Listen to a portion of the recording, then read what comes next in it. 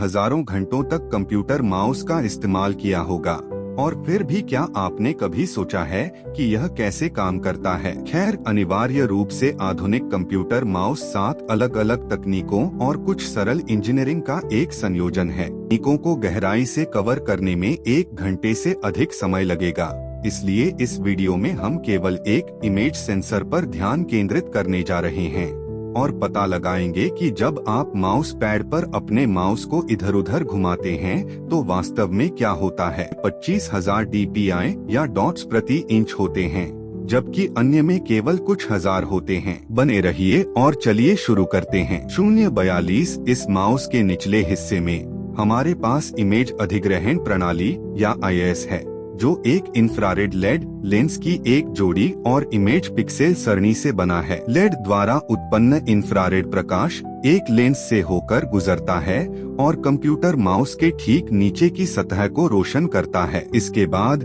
Infrared प्रकाश सतह से टकराता है, एक दूसरे लेंस से होकर गुजरता है, फिर एक छोटे से एपर्चर से होकर और अंत में इस परिष्कृत इमेज पिक्सेल सरणी या इमेज सेंसर से टकराता है, जो 40 गुना 40 के 1600 पिक्सेल से बना है। यह महत्वपूर्ण है। आपका माउस पैड या सतह के रंग या डिजाइन को कैप्चर नहीं करता है, बल्कि क्योंकि प्रकाश उथले कोण पर उत्सर्जित होता है, यह बनावट या सतह की लकीरें और घाटियों को प्रकाशित करता है, एक तरह से लुढ़कती पहाड़ियों पर गिरते सूर्यास्त की तरह।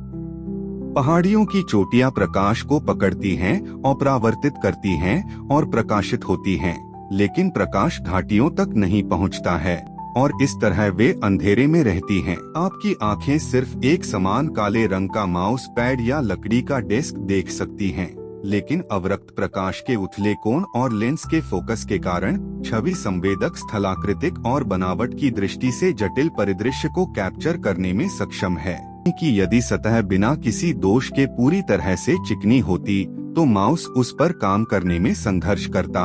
यही कारण है कि कुछ कंप्यूटर माउस कांच पर अच्छी तरह से काम नहीं करते हैं। इसके अलावा यह इमेज सेंसर अपने 1600 पिक्सल के साथ है कि 17,000 तस्वीरें लेता है, और इस प्रकार भले ही आप अपने माउस को माउस पैड पर केवल 10वें सेकंड के लिए घुमाएं, इमेज सेंसर उस त्वरित चाल के दौरान लगभग 1700 तस्वीरें लेगा। और यहाँ इस तकनीक की खास बात है, आपका माउस इनमें से किसी भी छवि को सेव नहीं करता है, बल्कि हर बार जब यह कोई तस्वीर लेता है तो यह इसकी तुलना 59 माइक्रोसेकंड पहले ली गई पिछली तस्वीर से करता है। माइक्रोचिप फिर दो छवियों के बीच के अंतर का उपयोग X में परिवर्तन और Y में परिवर्तन निर्धारित करने के लिए करता है, या संक्षेप में आपने अपने माउस को उस 17,000वें सेकंड या 59 माइक्रोसेकंड में कितनी दूर और किस दिशा में घुमाया। आइए इस विचार में थोड़ा और गहराई से उतरें। यदि हमारे पास सतह की स्थलाकृतिक बनावट की दो छवियां हैं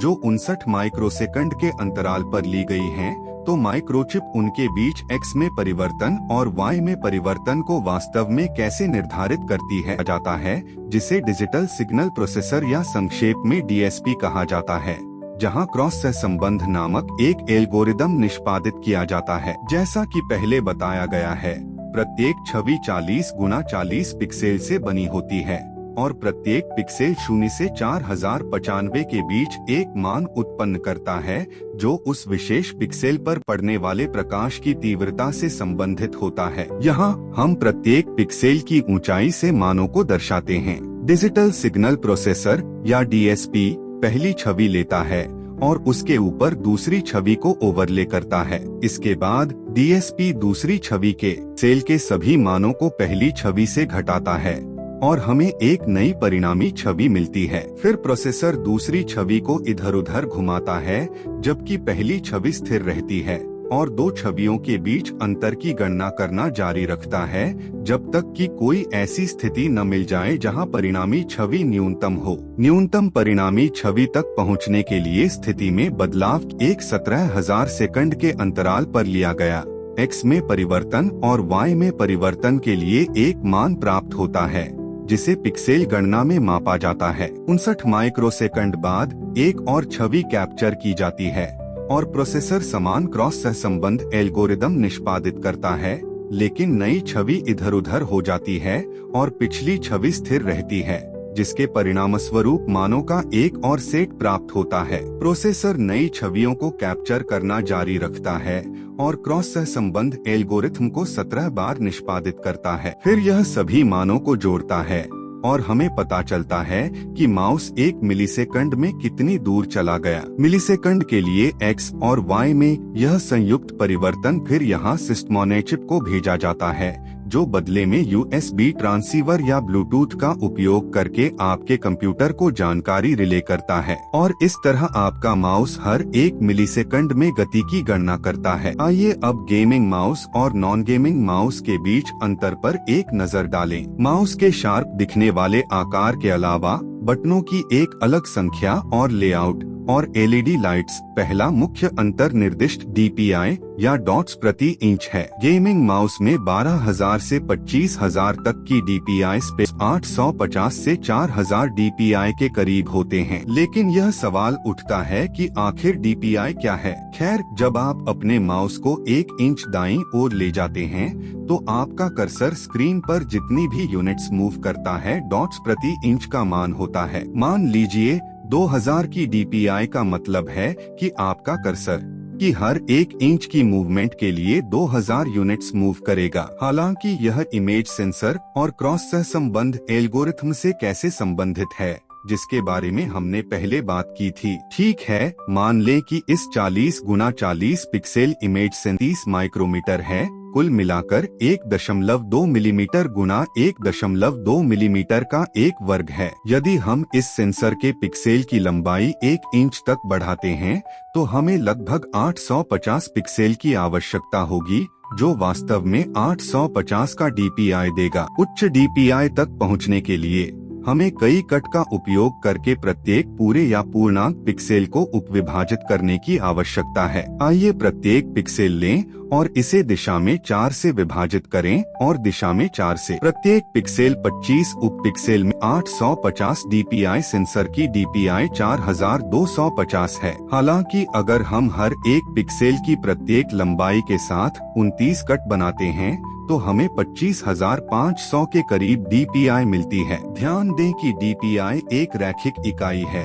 जबकि पिक्सेल प्रति वर्ग इंच एक वर्ग इकाई है। तो अब जब हमें सामान्य विचार मिल गया है तो यह विशेष रूप से कैसे होता है? खैर, पूरे पिक्सेल को उप पिक्सेल में विभाजित करने की एक सामान्य तकनीक को इंटरपोलेशन कहा जाता है और इसका सरल संस्करण इस प्रकार है। यहाँ हमारे पास 4 पूरे या पूर्णांक पिक्सेल हैं। प्रत्येक में उस पिक्सेल पर पड़ने वाले प्रकाश की तीव्रता का मान है और पहले की तरह प्रत्येक पिक्सेल की ऊंचाई मान को दर्शाती है। साथ ही सतह की बनावट संबंधी स्थलाकृति के लिए एक अनुमान भी है। इसके बाद हम दिशा में पिक्सेल के 2 सेटों के शीर्षों के बीच एक रेखा खींचते हैं और फिर दिशा में 2 रेखाओं के बीच रेखाएं खींचते हैं। फिर हम कितने उप पिक्सल चाहते हैं, इसके आधार पर हम रेखाओं को उसी के अनुसार विभाजित करते हैं। प्रत्येक चौराहे पर हमारे पास एक नए प्रक्षेपित उप पिक्सल के लिए एक संगत मान होता है। इसलिए जब आप अपने माउस की DPI सेटिंग बदलते हैं, वास्तव में इस इंटरपोलेशन एल्गोरिदम में उपविभाजनों की संख्या बदल रहे होते हैं। यहाँ हम एक द्विरेखीय इंटरपोलेशन दिखा रहे हैं। इसे द्विरेखीय इसलिए कहा जाता है क्योंकि हम पूरे पूर्णांक पिक्सेल के बीच सीधी रेखाएं खींचते हैं। हालांकि एक द्विघ्नीय इंटरपोलेशन जो 1000 बार या हर मिलीसेकंड में 1 बार करते हैं, जबकि गैर गेमिंग चूहे प्रति सेकंड 120 बार डेटा भेजते हैं। इसके अलावा हर सेकंड ली गई तस्वीरों की संख्या, जिसे फ्रेम दर कहा जाता है, 17,000 केवल तभी इतनी अधिक होती है जब आप अपने माउस को तेजी से घुमा रहे होते हैं और जब आपका माउस स्थिर होता है तो यह कम हो जाता है ताकि बैटरी की लाइफ को बचाया जा सके। बाजार में कई तरह के माउस उपलब्ध हैं और इस वीडियो में हमने 17,000 की फ्रेम दर और 25,000 DPI के रेजोल्यूशन के स्पेक्स सूचीबद्ध किए हैं। जो कि एक उच्च स्तरीय गेमिंग माउस के स्पेक्स हैं। स्पेक्स आमतौर पर 4000 फ्रेम प्रति सेकंड से लेकर 17000 तक, 1000 DPI से लेकर 25000 तक, 18x18 पिक्सल से लेकर 40x40 तक और रिपोर्टिंग दर 100 से लेकर माउस दिखाया जो रोशनी के लिए इंफ्रारेड LED का उपयोग करता है,